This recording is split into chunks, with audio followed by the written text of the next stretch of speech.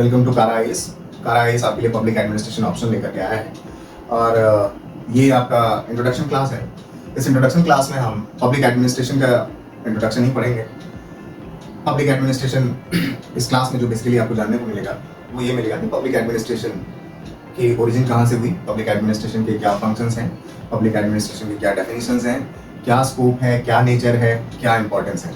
ये कुछ बेसिक चीज़ें हम पब्लिक एडमिनिस्ट्रेशन के बारे में जानेंगे और शुरू करते हैं हम उसके पब्लिक एडमिनिस्ट्रेशन के ओरिजिन से कि पब्लिक एडमिनिस्ट्रेशन की ओरिजिन कहाँ से होती है। तो पब्लिक एडमिनिस्ट्रेशन की ओरिजिन ये अगर देखा जाए तो इसके एज अ डिसिप्लिन ये बहुत नया है, लेकिन प्रेजेंट हमेशा से रहा है और प्रेजेंट तब से रहा है जब से हम लोगों ने ग्रुप में या कम्युनिटी में रहना स्टार्ट किया है। कम्युनिटी या फिर ग्रुप्स में रहना स्टार्ट किया है। इनका साइज छोटा बड़ा हो सकता है क्योंकि एज अ कम्युनिटी आप एक विलेज भी होता है, एज अ कम्युनिटी एक डिस्ट्रिक्ट भी होता है, एज अ कम्युनिटी एक सिटी भी होता है, एज अ कम्युनिटी एक कंट्री भी होती है। शुरुआत तो हम लोगों ने अगर सिविलाइजेशन के बारे में आप देखें तो सिविलाइजेशन की स्टार्टिंग हमेशा से लोग गाँव में रहना शुरू करते हैं, फिर एक बहुत बड़ा किंगडम बनता है और ऐसे ऐसे डेवलपमेंट होता है। उन सब में कॉमन क्या है कि we live as a community और जब हम एक कम्युनिटी के फॉर्म में रहते हैं तो हमारी जो प्रॉब्लम्स होती हैं उनका नेचर भी कुछ डिफरेंट होता है। और नेचर जैसे डिफरेंट क्या होता है, कुछ बेसिक चीज़ें होती हैं एक कम्युनिटी में जो हमेशा से रही हैं, आज भी हैं और जब हमने एज अ कम्युनिटी रहना स्टार्ट किया तब भी थी। तो उनमें सबसे बेसिक चीज़ होती है सेफ्टी सिक्योरिटी, सेफ्टी और सिक्योरिटी।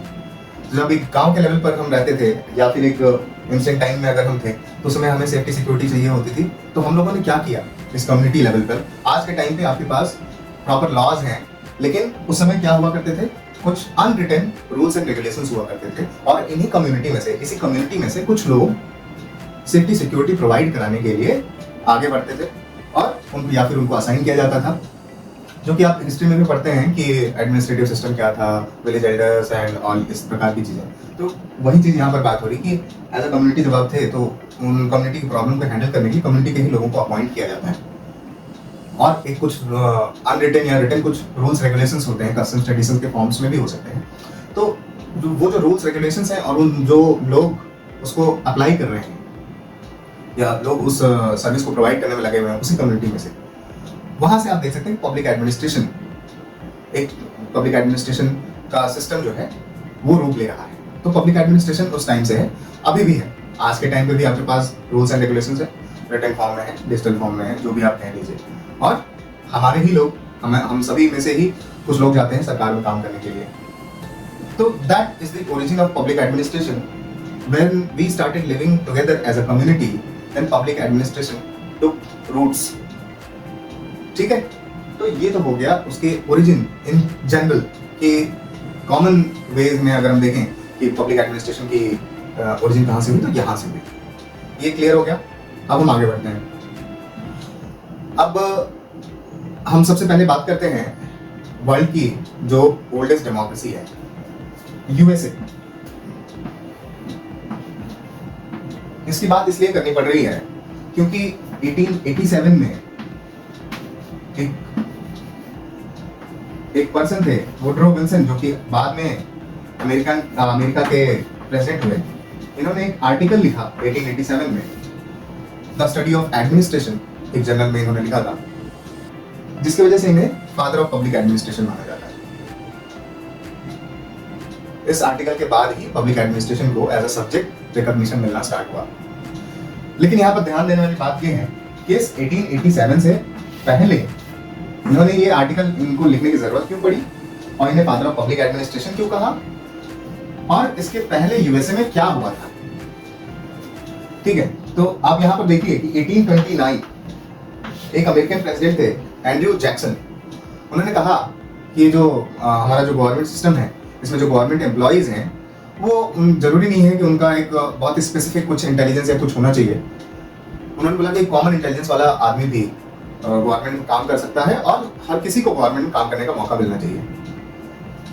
तो यहाँ से ये जो एंड्रयू जैक्सन ने जो बात कही, एंड्रयू जैक्सन, कि हर किसी को गवर्नमेंट में काम करने का मौका मिलना चाहिए और कोई भी नॉर्मल आदमी गवर्नमेंट में काम कर सकता है, तो 1829 से लेकर के 1882 तक इनकी बात लागू रही और उस व्यवस्था को क्या नाम दिया गया, स्पॉइल सिस्टम। जब हर बार कोई प्रेसिडेंट आते थे तो वो नेगेटिव टर्म है, बेसिकली नेगेटिव वे में यूज होता है, वो जनरली अपने जानने वालों को ही लेकर के आते थे गवर्नमेंट में। इससे क्या हुआ, एंड्रयू जैक्सन ने तो कहा था सभी को मिलना चाहिए, लेकिन हर बार जब प्रेसिडेंट नए आ रहे हैं तो अपने आदमियों को लेकर के आ रहे हैं। तो इससे जब अनएम्प्लॉयमेंट ऑलरेडी उस समय रूट ले रही थी, 1882 में अनएम्प्लॉयमेंट बहुत ज्यादा था अमेरिका में, तो एक व्यक्ति ने 1882 में एक अमेरिकन प्रेसिडेंट थे जेम्स गारफील्ड, इनका मर्डर कर दिया। जेम्स गारफील्ड का मर्डर हो जाता है और 1883 में एक एक्ट आता है अमेरिका में, पेंडल्टन एक्ट। जब हम पब्लिक एडमिनिस्ट्रेशन के बारे में इन डिटेल पढ़ेंगे तो हमें पता चलेगा, इसके बारे में हम और भी चीजें पढ़ेंगे। तो पेंडल्टन एक्ट आता है, वो मेरिट की बात करता है कि मेरिट के बेसिस पर रिक्रूटमेंट होना चाहिए। ठीक है, तो यहाँ से मेरिट के बेसिस पर रिक्रूटमेंट होना स्टार्ट हो गया गवर्नमेंट सर्विस में जाने के लिए, सिविल सर्विसेज करने के लिए। और इंडिया में मेरिट का अगर हम बात करें तो मेरिट की बात मैकॉले ने करी 1854 में। उन्होंने भी कहा कि सिविल सर्विसेज में मेरिट के बेसिस पर रिक्रूटमेंट होना चाहिए। तो ये हमारे इंडिया का केस रहा। अब इसके बाद 1883 में पेंडल्टन एक्ट आता है 1883 में, और उसके बाद उसके बेसिस पर रिक्रूटमेंट, मेरिट के बेसिस पर रिक्रूटमेंट होना स्टार्ट होता है। लेकिन धीरे धीरे ये जो गवर्नमेंट थी, अमेरिकन गवर्नमेंट जैसे चल रही थी, जो पूरी व्यवस्था चल रही थी, उसे एक प्रॉब्लम देखने को मिलती है 1929 में। 1929 से 1935 तक ग्रेट डिप्रेशन का पीरियड रहा। एक बहुत बड़ी मंदी जो रही, जो अमेरिका को झेलनी पड़ी, वहाँ के लोगों को झेलनी पड़ी। तो इस ग्रेट डिप्रेशन में ये देखा गया कि जो प्राइवेट सेक्टर सारा का सारा काम कर रहा था, अपना इकोनॉमिक एक्टिविटीज में प्राइवेट सेक्टर ही इन्वॉल्व था, वो लोग कहीं ना कहीं फेल हो गए और मंदी छा गई, और जिसका खामियाजा बहुत ज़्यादा लोगों को भुगतना पड़ा। तो एक इकोनॉमिस्ट जेएम कीन्स, उन्होंने एक उपाय ये बताया कि जो इकोनॉमिक एक्टिविटीज जो प्राइवेट सेक्टर से अकेला कर रहा है, उसे गवर्नमेंट को भी करना चाहिए। अब यहाँ से आप बहुत ध्यान से अगर आप देखें, गवर्नमेंट को भी इकोनॉमिक एक्टिविटीज करना चाहिए, इसका मतलब ये हुआ कि इसके पहले गवर्नमेंट इकोनॉमिक एक्टिविटीज में उस तरीके से इन्वॉल्व नहीं थी कि खुद उसके हाथ में प्रोडक्शन और ये सारी चीजें हों। वो सिर्फ हल्का फुल्का कुछ कंट्रोल, टैक्सेस यही कर रही होगी। गवर्नमेंट खुद प्रोडक्शन नहीं कर रही। पूरे इकोनॉमिक सिस्टम को सही करना, उसमें गवर्नमेंट अपना हाथ लगा दे। ये रिकमेंडेशन थी कीन्स की, और गवर्नमेंट उसमें जो प्रेसिडेंट थे आपके रूजवेल्ट, उन्होंने इसको एक्सेप्ट किया और जो प्रोग्राम चलाया गया उसे न्यू डील कहा गया। तो न्यू डील के तहत गवर्नमेंट के फंक्शंस बढ़ गए, क्योंकि उसे इकोनॉमिक एक्टिविटीज को भी हैंडल करना है। और जो चूंकि फंक्शंस बढ़ गए तो ऑब्वियस सी बात है, गवर्नमेंट में जो एम्प्लॉयज होंगे उनकी भी संख्या बढ़ेगी, तो उनका रिक्रूटमेंट भी लार्ज स्केल पर होगा। तो बड़े स्तर पर बड़े स्तर पर लोगों का रिक्रूटमेंट किया गया, गवर्नमेंट में टैलेंटेड लोग आए, मेरिट के बेसिस पर रिक्रूटमेंट हुआ, गवर्नमेंट का साइज एकदम से बढ़ जाता है। और गवर्नमेंट का काम क्या हो जाता है, इकोनॉमिक एक्टिविटीज में हाथ लगाने का मतलब हो गया आप ग्रोथ और डेवलपमेंट पे भी आप फोकस कर रहे हैं। तो ग्रोथ एंड डेवलपमेंट एक पॉजिटिव स्टेट का साइन है। वेलफेयर स्टेट का जो कॉन्सेप्ट है, एक तरीके से आप देख सकते हैं कि वेलफेयर स्टेट का कॉन्सेप्ट रियलाइज होने लगा, पॉजिटिव स्टेट आ गया। इसके पहले सिर्फ नेगेटिव स्टेट था। नेगेटिव इसलिए था क्योंकि उसे कुछ चीजें रोकनी थी, कुछ चीजें ना हो, कि चोरी डकैती ना हो, लोगों की जान माल सुरक्षित रहे, बस इतना ही फंक्शन था। तो वो नेगेटिव एक तरीके से फंक्शन था।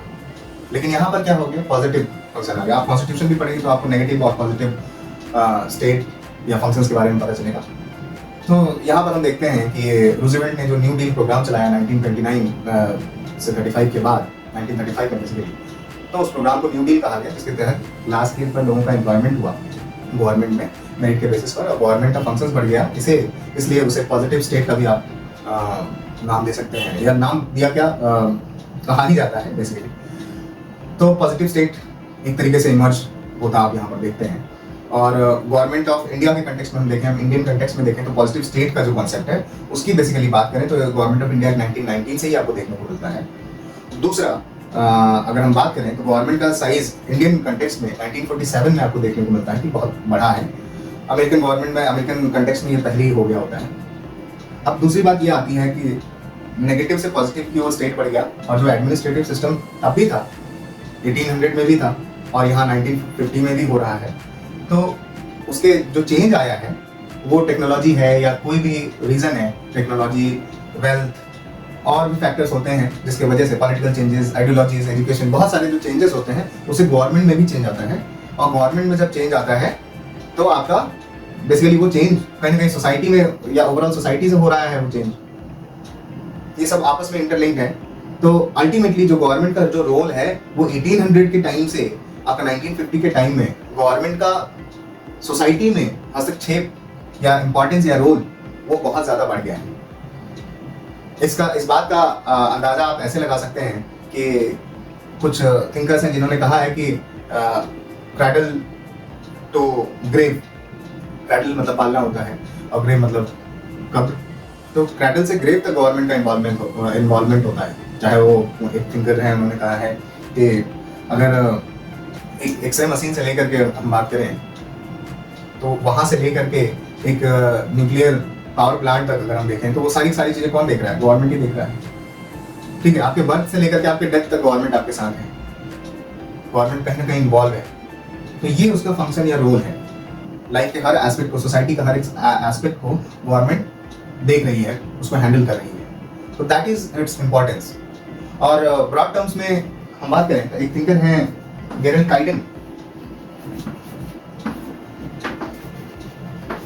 गेरल्ड काइडेन ने एक लिस्ट दी है पब्लिक एडमिनिस्ट्रेशन के रोल्स की कि क्या क्या रोल है उनका, क्या क्या फंक्शन है पब्लिक एडमिनिस्ट्रेशन का। उन्होंने 8 बताए हैं, जिसमें कि सबसे पहला बताया है basic preservation of the polity. Polity का मतलब होता है राज व्यवस्था, और प्रिजर्वेशन का मतलब आपको पता है उसको सहेज के रखना।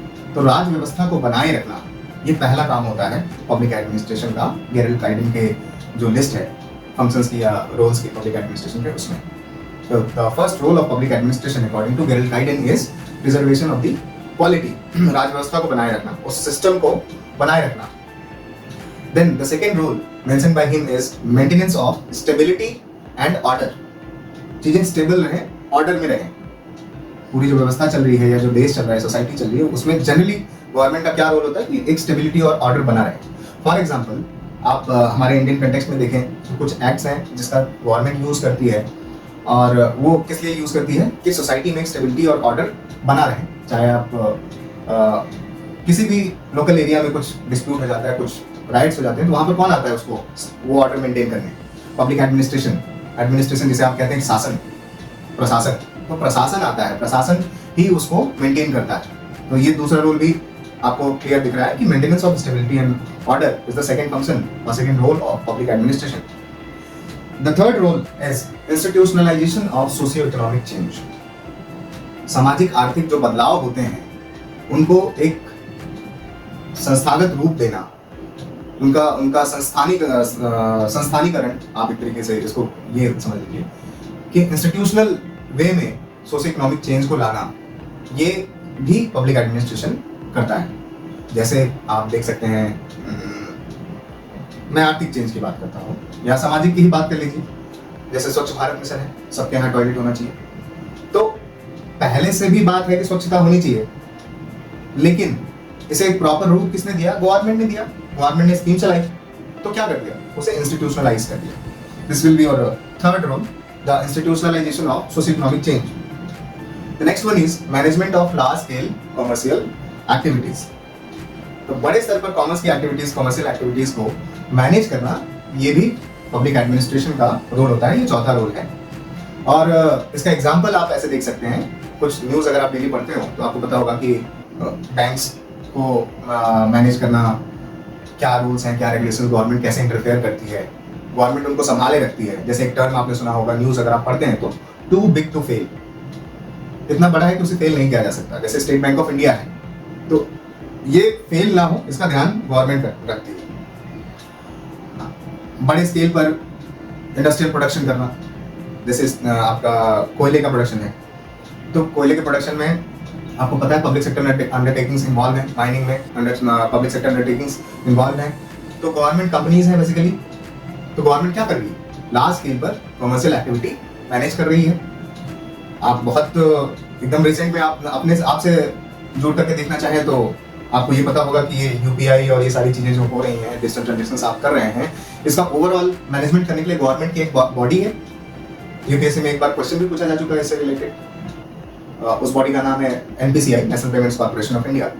तो उसे गवर्नमेंट ने लाया कि आपके जो लार्ज स्केल कॉमर्शियल एक्टिविटी है, जो डिजिटल ट्रांजेक्शन हो रही है भारत में अरबों खरबों की, उसे हैंडल किया जा सके, उसे मैनेज किया जा सके। तो ये भी बात सही है गेरल्ड काइडेन की कि one of the roles of public administration is the management of large scale commercial services. The next one is ensuring growth and development. अभी आपने न्यूज़ में सुना होगा कि जम्मू कश्मीर में चिनाब ब्रिज का नाम बहुत सुना होगा आप लोगों ने, वर्ल्ड्स हाईएस्ट रेलवे आर्च। अब जम्मू कश्मीर, आपने अगर न्यूज़ देखा हो या न्यूज़ बाइट्स देखे हो, लोगों के वहाँ के रिएक्शंस देखे हो, तो आपको पता चलेगा कि लोग उसे कैसे जोड़ करके देख रहे हैं। जम्मू कश्मीर के लोगों के लिए आर्थिक विकास के रूप में देख रहे हैं, उनका आर्थिक विकास होगा, ठीक है, और उससे उनका ग्रोथ होगा। वही एक ही चीज़ है, आर्थिक विकास और ग्रोथ कभी कभी हो जाता है रिपीट। तो एंश्योरिंग ग्रोथ एंड डेवलपमेंट, सरकार को, इंडियन गवर्नमेंट को इस चिनाब ब्रिज को बनाने में बहुत समय लगा, कॉन्सेप्चुलाइज बहुत पहले हो गया था, लेकिन इसको रियलाइज करने की क्षमता सिर्फ और सिर्फ पब्लिक एडमिनिस्ट्रेशन में ही थी। सरकार जो हम बोल रहे हैं उसका बहुत अलग अलग कंटेक्स्ट होता है पब्लिक एडमिनिस्ट्रेशन डिसिप्लिन में। जब हम पढ़ते हैं तो कई बार मतलब उसका आपको ध्यान से सुनना पड़ता है, समझना पड़ता है। तो यहाँ पर जब हम गवर्नमेंट बोल रहे हैं तो ये पब्लिक एडमिनिस्ट्रेशन की ही बात कर रहे हैं, जो एडमिनिस्ट्रेटिव पूरा सिस्टम है उसकी बात कर रहे हैं। ये growth and development Jammu Kashmir की चिनाब ब्रिज के बनने के बाद जो होगी, वो रियलाइज किसने कराया? वो पब्लिक एडमिनिस्ट्रेशन ने ही कराया। अगर पब्लिक एडमिनिस्ट्रेशन नहीं होता तो वहाँ के लोगों का ग्रोथ और डेवलपमेंट इस चिनाब ब्रिज के थ्रू जो होगा आने वाले समय में, या कभी किसी ने सोचा होगा, उसको रियलाइज करने में पब्लिक एडमिनिस्ट्रेशन का ही हाथ है। तो ये बहुत इंपॉर्टेंट चीज है। Next is protection of the weaker sections of society. ये गेरल्ड काइडेन कहते हैं कि सोसाइटी में जो वीकर सेक्शंस होते हैं उनकी सुरक्षा, रक्षा, वो भी काम करती है पब्लिक एडमिनिस्ट्रेशन। तो ये आपको पता है, जैसे विमेन है, विमेन्स के लिए स्पेशली कुछ हॉटलाइंस होती हैं, या जिस पे आप जो 24 घंटे खुली रहती हैं लाइन्स, उस पर आप कॉल करते हैं। कुछ डायल 112 है या 1090 है, इस प्रकार के अलग अलग जगह पे हैं। तो 112 जैसे एक डायलिंग है, वहाँ पर आप कॉल करते हैं, वो वीकर सेक्शंस के लिए स्पेशली आप देख सकते हैं। विमेन के लिए स्पेशली अगर हम कोई नंबर अलॉट कर रहे हैं तो वो क्या है, जैसे 1090 उत्तर प्रदेश के केस में है, तो 1090 क्या है? विमेन हेल्पलाइन है। और विमेन को यहाँ पर कहीं ना कहीं उनके साथ कुछ गलत हो रहा है, गलत क्यों हो रहा है, उन्हें कुछ वीक माना जा रहा है, तो वीकर सेक्शन की सुरक्षा के लिए सरकार कदम उठा रही है। और सरकार क्या है यहाँ पर, वो कैसे ये रियलाइज करी? पब्लिक एडमिनिस्ट्रेशन के थ्रू, जो एडमिनिस्ट्रेटिव सिस्टम है। तो वीकर सेक्शंस की सुरक्षा, ये भी एक रोल हो गया, इंपॉर्टेंट रोल।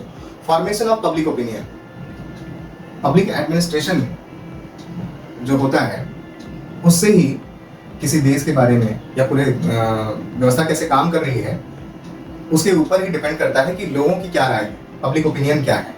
तो पब्लिक ओपिनियन बहुत हद तक इस बात पे डिपेंड करता है कि आपका पब्लिक एडमिनिस्ट्रेशन कैसे काम कर रहा है। तो पब्लिक एडमिनिस्ट्रेशन अच्छा काम करता रहेगा तो पब्लिक एडमिनिस्ट्रेशन का के बारे में पब्लिक ओपिनियन भी बहुत अच्छा होगा। The last one is influencing public policies and political trends.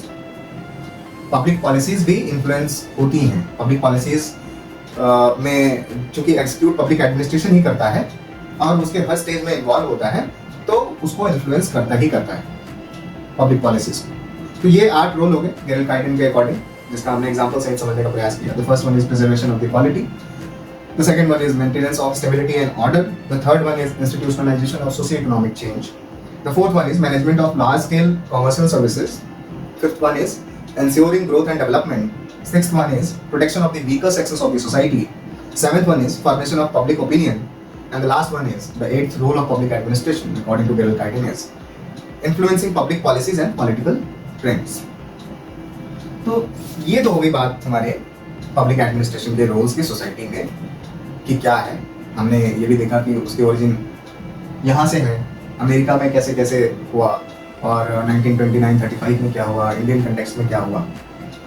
अब हम आगे बढ़ेंगे और ये एक सिंपल ओरिजिन और रोल की बात हो गई पब्लिक एडमिनिस्ट्रेशन की।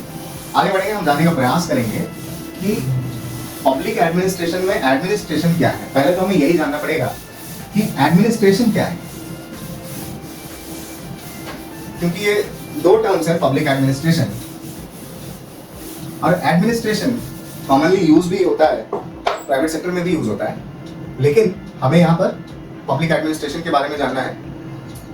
तो पब्लिक एडमिनिस्ट्रेशन में पहले हम एडमिनिस्ट्रेशन को जानने का प्रयास करेंगे।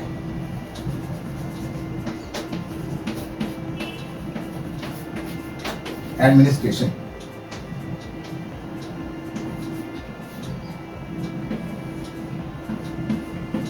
पहले हम इसे ही जान लेते हैं।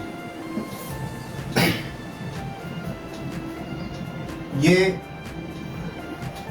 लैटिन शब्द से आया है, इस मतलब लैटिन भाषा से आया है एडमिनिस्ट्रेशन। एडमिनिस्ट्रेशन ये आपका इंग्लिश वर्ड है, लेकिन इसकी ओरिजिन जो है वो आपका लैटिन है। ये दो टर्म से मिला है, एड और मिनिस्ट्रेयर,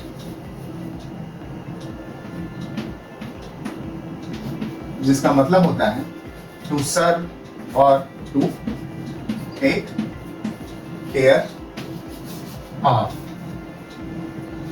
Administration is made, its origin is Latin, two Latin words add and minister combined to make the term administration, which means to take care of, ध्यान रखना, सेवा करना। और यही टेक केयर ऑफ जब पब्लिक के कंटेक्स्ट में हो जाता है तो वो पब्लिक एडमिनिस्ट्रेशन हो जाता है, which means कि ये ध्यान रखना या टेक केयर ऑफ या सेवा करना, दिस इज ब्रॉड। तो आपका एडमिनिस्ट्रेशन जो है दैट इज ब्रॉड, और public administration is just one of the ways, one of the administration which is involve in taking care of the public. तो administration आपका ब्रॉड एरिया है, this is your administration and this is your public administration. Administration, public administration is a part or a type of administration।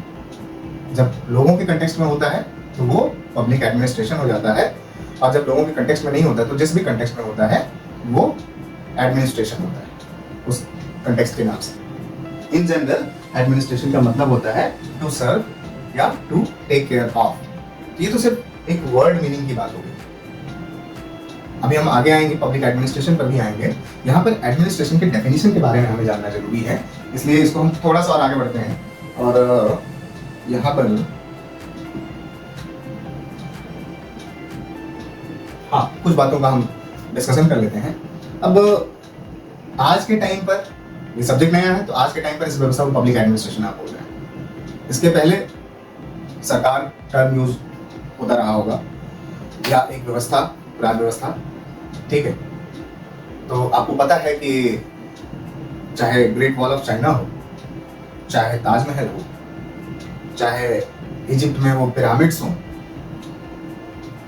चाहे और भी कोई बड़े बड़े आप ऐसे कुछ कंस्ट्रक्शंस का नाम, बड़े बड़े मॉन्यूमेंट्स आप ले लीजिए, चाहे आपके इंडियन कंटेक्स्ट में आप देख लीजिए, हड़प्पा सिविलाइजेशन रही हो, या फिर जो यहाँ पे मंदिर बनाए गए हैं बड़े बड़े खजुराहो के मंदिर, या फिर हज़ार राम टेम्पल, या फिर आप विजयनगर एम्पायर का जो एरिया है, महल वगैरह हैं, उनके जो कंस्ट्रक्शंस हैं, इन सबको आप देखेंगे तो आपको एक चीज़ समझ में आएगी कि इसमें बहुत सारे लोग लगे होंगे और उन्होंने एक सिस्टम के साथ काम किया होगा। सिस्टम के साथ मतलब एक लॉजिकल वे में काम किया होगा, तब जा करके एक रैशनल वे में काम किया होगा, तब जा करके वो अचीव किया होगा उन लोगों ने, वो मंदिर या वो पिरामिड या वो ग्रेट वॉल ऑफ चाइना।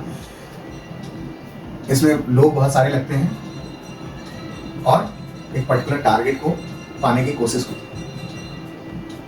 और ये जो लोग बहुत लगते हैं, और कहीं मंदिर लगा है, कहीं दीवार बनी है, कहीं पिरामिड बना है, तो उस पर रिसोर्सेज भी लगे होंगे, और आदमियों के अलावा और रिसोर्सेज, पत्थर, मिट्टी, चूना, जो भी, तो ह्यूमन बींग्स लग रहे हैं, अदर रिसोर्सेज, मटेरियल रिसोर्सेज लग रहे हैं, और एक टारगेट अचीव हो रहा है, कुछ अचीव हो रहा है, कुछ नया बन रहा है। और वो कैसे बन रहा है? ये ह्यूमन बींग्स और रिसोर्सेज का रैशनल ऑर्गेनाइजेशन और यूज होकर एक लॉजिकल वे में, जब आप ढेर सारे आदमियों को लॉजिकली अरेंज करके उनसे लॉजिकली काम करवाते हैं और रिसोर्सेज को भी आप ढंग से मैनेज करते हैं, तो आप एक पर्टिकुलर गोल को अचीव करते हैं, कॉमन गोल को अचीव करते हैं। जिसमें से कुछ मार्वल्स की अगर हम बात करें, या कुछ अचंभे जो एडमिनिस्ट्रेशन ने हासिल किया अभी तक, उनमें से बहुत कॉमन हमने बताया आपको, चाहे वो पिरामिड हो, चाहे विजयनगर एम्पायर के क्षेत्र हो, उनका जो किला और बाकी सारी चीज़ें, या फिर आपका ग्रेट वॉल ऑफ चाइना हो जो चांद से भी दिखता है, ये सब क्या है? ये सब एडमिनिस्ट्रेशन की बदौलत हो सके हैं। अब बेशक किसी ने सोचा होगा, लेकिन ये जो पूरी एक्टिविटी हुई है वो एक एडमिनिस्ट्रेशन की बदौलत हो चुकी है, बदौलत हुई है। एडमिनिस्ट्रेशन की बदौलत कहने का मतलब वहाँ पर ढेर सारे लोग और ढेर सारे रिसोर्सेज को एक रैशनल तरीके से ऑर्गेनाइज किया गया, संगठित किया गया और यूज किया गया, तब जाकर के कॉमन गोल अचीव हुआ। तो यहीं से हमें एक चीज बहुत सिंपल वे में क्लियर हो जा रही है कि ऑर्गेनाइजेशन एंड डायरेक्शन या फिर organisation, direction and use of men and material resources to achieve a common purpose is administration. अब ये पब्लिक में भी हो सकता है, प्राइवेट में भी हो सकता है। Organisation, direction, use of man and resources, man and material resources, ठीक है। तो इस पे अलग अलग लोगों ने अपने डेफिनेशंस दिए हैं, उसमें हमने आपको एग्जांपल से ही क्लियर कर दिया है कि एडमिनिस्ट्रेशन क्या है। फिर भी कुछ डेफिनेशंस हम एक दो डेफिनेशंस पढ़ लेते हैं। The first one is your given by Pfiffner and Presthus. वो कहते हैं the administration is the organization and direction of human and material resources to achieve desired ends. Organization, direction, human, material resources or desired ends. ठीक है? The next one is L.D. White की definition है। वो कहते हैं कि administration is the direction, coordination and control of many persons to achieve some purpose or objective. L.D. White ने administration की ये परिभाषा दी। The coordination and control of many persons to achieve a common purpose. इसी प्रकार से और भी thinkers हैं पब्लिक एडमिनिस्ट्रेशन में, जो एडमिनिस्ट्रेशन के ऊपर आपको जो डेफिनेशंस मिलेंगी अलग अलग हैं। जॉन मेबेग हैं और फिर आपके हर्बर्ट साइमन हो गए। इस प्रकार से अलग अलग लोगों ने अलग अलग परिभाषा दी है एडमिनिस्ट्रेशन की। इन सब में कॉमन क्या है? एक कॉमन पर्पस जो किसी का अपना नहीं होता है, ठीक है, और ढेर सारे लोग, ढेर सारे रिसोर्सेज, उनका कंट्रोल, कोऑर्डिनेशन या मैनेजमेंट, ऑर्गेनाइजेशन, यूज, रैशनल। अब रैशनल यूज, और यूज का मतलब यहाँ पे organisation, direction, coordination and control. तो रैशनल मतलब लॉजिकल। हर ग्रुप एक्टिविटी में कुछ गोल पाने के लिए लोग काम कर रहे हैं, लेकिन वो लॉजिकल ढंग से नहीं काम कर रहे हैं, तो वो आपका एडमिनिस्ट्रेशन नहीं कहलाएगा। जैसे आप 10 दोस्त मिलकर के आपको कोई ट्रिप करनी है और ना वहाँ पे कोऑर्डिनेशन है, ना वहाँ पे डायरेक्शन है, ना कंट्रोल है, तो वो एडमिनिस्ट्रेशन नहीं कहलाएगा। या खुद से आप 100 लोगों के लिए खाना बनवाएंगे तो वो एडमिनिस्ट्रेशन नहीं कहलाएगा।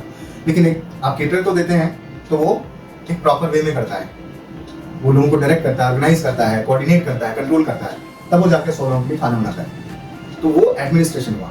लेकिन आप अपने से कर रहे हैं और आपका कोई सिस्टम ही नहीं है कि कैसे क्या अरेंज करना है, कैसे कब कंट्रोल क्या करना है, कोऑर्डिनेशन कहाँ होनी चाहिए, नहीं होनी चाहिए, तो that is not administration. Her group activity जो एक कॉमन गोल को पाने की कोशिश करे उसको आप एडमिनिस्ट्रेशन नहीं कहेंगे। जहाँ पर एक लॉजिकल वे में चीजें अरेंज होती हैं और एक पर्टिकुलर गोल को अचीव करने का प्रयास होता है, वो एडमिनिस्ट्रेशन होता है।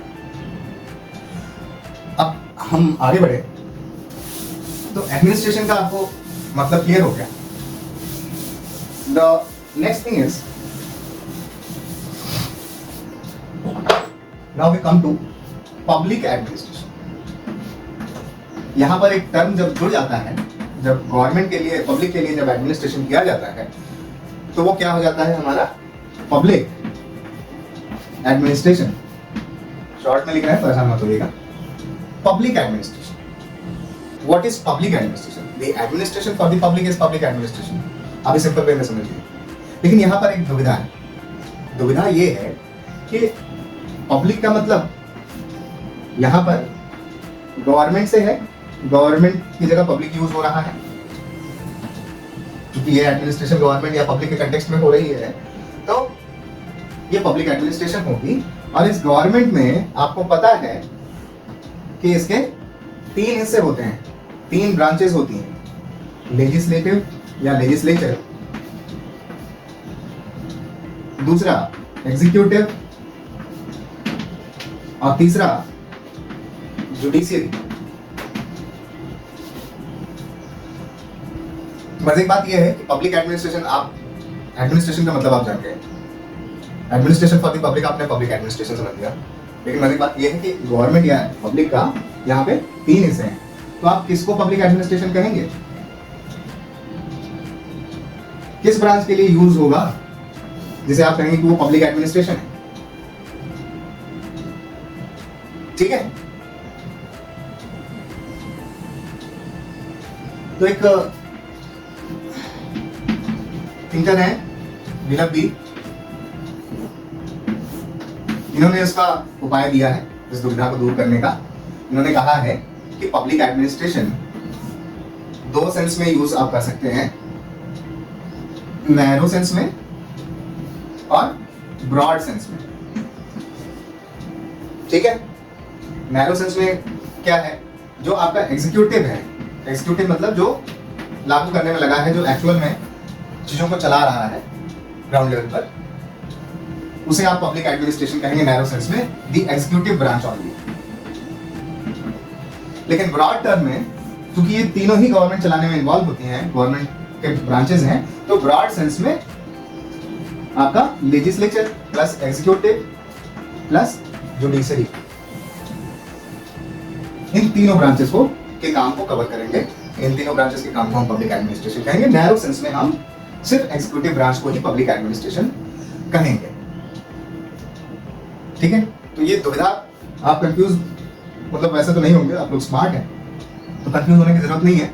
Administration for the public is public administration, but the problem arises कि भैया पब्लिक एडमिनिस्ट्रेशन आप किस मतलब किसको आप कहेंगे, क्योंकि गवर्नमेंट के तो तीन ब्रांचेस होते हैं, पब्लिक ये गवर्नमेंट के तीन ब्रांचेस हैं, लेजिस्लेचर, एक्जीक्यूटिव, जुडिशरी। तो विलियम बी ने कहा है कि नैरो सेंस में आप सिर्फ एग्जीक्यूटिव ब्रांच को पब्लिक एडमिनिस्ट्रेशन समझ सकते हैं, और ब्रॉड सेंस में ये तीनों ब्रांच के काम को आप कह सकते हैं कि वो पब्लिक एडमिनिस्ट्रेशन है। अब जैसे एक एग्जांपल मैं आपको दे दूं, एल डी वाइट का है स्टेटमेंट। अच्छा, पब्लिक एडमिनिस्ट्रेशन में आपको ये बात ध्यान रखनी है कि थिंकर्स बहुत आएंगे और आपको याद रखने पड़ेंगे, तभी आप क्वेश्चंस हैंडल कर पाएंगे या समझ भी पाएंगे, क्योंकि उनके स्टेटमेंट्स मैटर करते हैं। यहाँ पर पब्लिक एडमिनिस्ट्रेशन का ब्रॉड सेंस में एक एल डी वाइट ने एक बात कही है कि व्हाट इज पब्लिक एडमिनिस्ट्रेशन। तो according to him, public administration consists of all those operations having for their purpose the fulfillment or enforcement of public policy। ठीक है, तो जो भी ऑपरेशंस इन्वॉल्व होते हैं पब्लिक पॉलिसी को रियलाइज करने में, इंप्लीमेंट करने में, वो क्या हो जाता है, पब्लिक एडमिनिस्ट्रेशन हो जाता है, पब्लिक एडमिनिस्ट्रेशन हो जाता है। ठीक है, ऐसे ही लुथर गुलिक है, फिफ्नर है, जैसे ये फिफ्नर की हमने बात की थी, एक्स-रे मशीन का जिक्र किया था। Public administration consists of doing the work of government, whether it be running X-ray machine in a health laboratory or coming money in the mint। Government का काम करना, ये नैरो सेंस में नहीं, सॉरी, ये ब्रॉड सेंस में ही है। Government का काम हो, चाहे वो लेबोरेटरी में एक्सरे मशीन हो या पैसों का छपना, नोटों का छपना, ये सब का सब क्या है, अगर वो गवर्नमेंट कर रही है तो वो पब्लिक एडमिनिस्ट्रेशन, वो पब्लिक एडमिनिस्ट्रेशन के अंतर्गत आएगा। इसमें ये एक तरीके से आप ब्रॉड सेंस में भी ले सकते हैं, क्योंकि कानून वगैरह भी चीजें इसमें आ जाती हैं। वुडरो विल्सन का स्टेटमेंट है, Woodrow Wilson the father of public administration. इन्होंने कहा है कि public administration is detailed and systematic application of law. Every particular application of law is an act of administration. ये एप्लीकेशन पर फोकस कर रहे हैं, every particular application of law is administration. तो यहाँ पर आपको क्लियर हो रहा है व्हाट इज एडमिनिस्ट्रेशन, आप समझ गए, व्हाट इज पब्लिक एडमिनिस्ट्रेशन समझ गए, ओरिजिन समझ गए, फंक्शन समझ गए पब्लिक एडमिनिस्ट्रेशन के, थिंकर्स आपने कुछ ध्यान रखें। अब आगे हम बढ़ते हैं नैरो ब्रॉड सेंस में। जैसे आपका साइमन वगैरह आप नैरो सेंस में देख सकते हैं कि वो बात करते हैं कि व्हाट इज पब्लिक एडमिनिस्ट्रेशन। ठीक है, अब आगे जो इसमें जानना है आपको इंट्रोडक्शन पार्ट में, वो एक डिबेट है, क्योंकि एडमिनिस्ट्रेशन बहुत सारी चीज़ों से, जैसे यहाँ पे पब्लिक और गवर्नमेंट दो शब्द यूज हो रहे हैं एक ही चीज़ को रेफर करने के लिए, वैसे ही कुछ और भी चीज़ें आई हैं जो पब्लिक एडमिनिस्ट्रेशन में डिस्कशन का हिस्सा रही हैं। उनमें से एक है कि एडमिनिस्ट्रेशन ऑफ मैनेजमेंट, क्योंकि आपने प्राइवेट सेक्टर में सुना हो कि हाई लेवल पे वो एडमिनिस्ट्रेशन में ही बोल देते हैं, अब गवर्नमेंट में सिर्फ एडमिनिस्ट्रेशन टर्म यूज होता है, बट बेसिकली देखा जाए तो मैनेजमेंट वहाँ पे भी हो रहा है, यहाँ पे भी हो रहा है। यहाँ पे टर्म यूज नहीं हो रहा है, वहाँ पे मैनेजमेंट लो लेवल्स पे मैनेजमेंट बोलते हैं, बस हाई लेवल्स पे एडमिनिस्ट्रेशन बोलते हैं, यहाँ पे हर लेवल पे एडमिनिस्ट्रेशन बोल रहे हैं। तो ये एक डिबेट है, जो public administration as a discipline start हुआ, तो उसके बाद ये डिबेट आया 1923 में। ऑलिवर शेल्डन एक नाम है, एक थिंकर है, आप याद रखिएगा। ऑलिवर शेल्डन ने इस पॉइंट को उठाया कि एडमिनिस्ट्रेशन मतलब उनके बाद ये डिबेट स्टार्ट हुआ, एडमिनिस्ट्रेशन सिर्फ एक डिसीजन मेकिंग फंक्शन है और मैनेजमेंट डूइंग फंक्शन है। तो यहाँ से 3 ग्रुप्स बन गए, 3 अप्रोचेस हो गए, 3 अप्रोच हो गए कि एडमिनिस्ट्रेशन और मैनेजमेंट क्या है, उनके बीच में क्या रिलेशन है।